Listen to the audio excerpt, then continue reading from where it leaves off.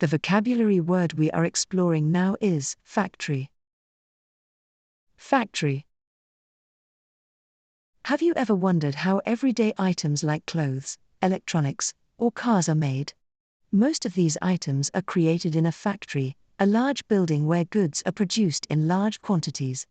Let's explore its meaning, examples, and a short story to understand it better. Meaning of factory.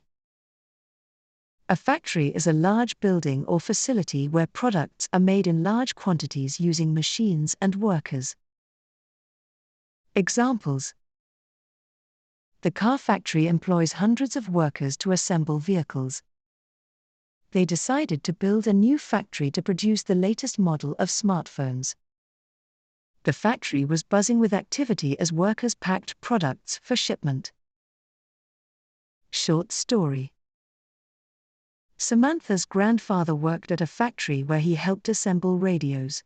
When she visited, he would tell her stories about the long hours, the clanking of machines, and the teamwork that went into creating each product.